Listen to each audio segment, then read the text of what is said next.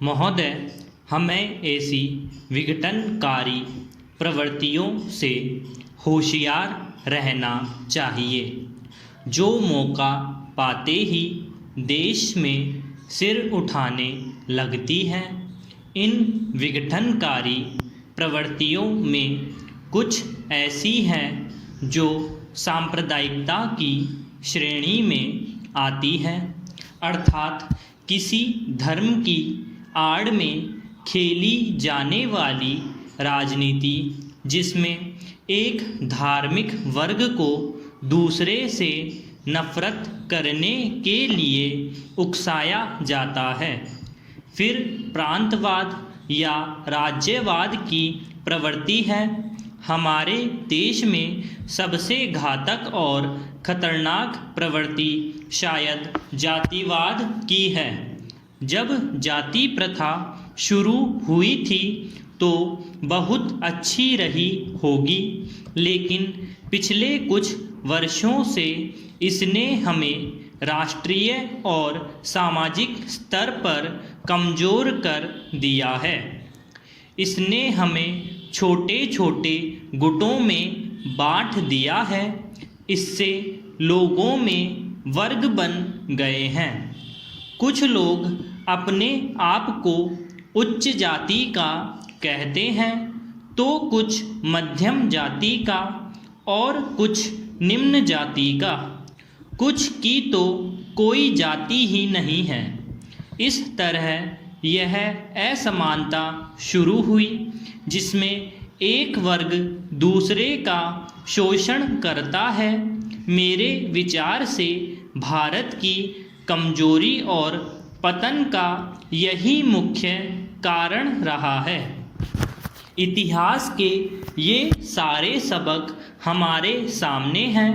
हमने देखा है कि अपनी बहुत सी अच्छाइयों और योग्यताओं के बावजूद भी हम राष्ट्रों की दौड़ में बार बार पिछड़े हैं और हमारे बीच एकता की इस कमी के कारण ही भारत का पूरा समाज ऐसी जातियों और वर्गों में बट गया है जो एक साथ नहीं चल पाते। इसलिए मैं हर जगह भारत की एकता पर और सांप्रदायिकता, प्रांतीयता, अलगाववाद, राज्यवाद और जातिवाद से लड़ने की ज़रूरत पर जोर देता हूँ।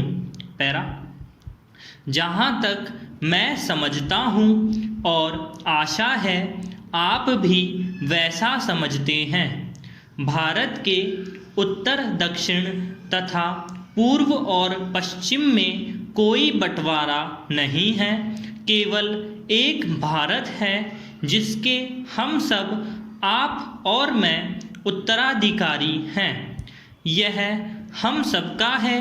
भारत का यह दक्षिणी भाग या वह त्रावणकोचिन राज्य आपकी मिल्लिकयत नहीं है।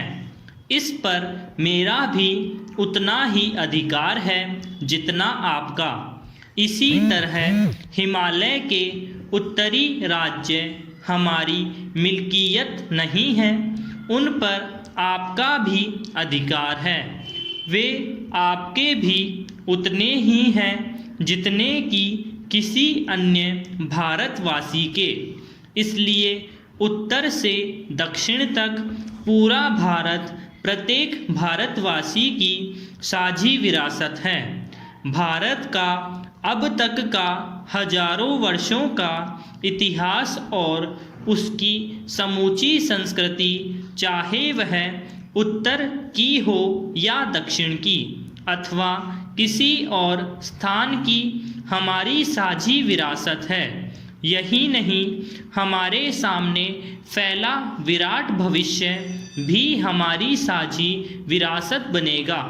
इस बहस के दौरान जो मुख्य मुद्दे उठाए गए हैं और आलोचना की गई है तथा सुझाव दिए गए हैं, उनके बारे में निसंदेह मेरे साथी माननीय रक्षा मंत्री महोदय जवाब देंगे।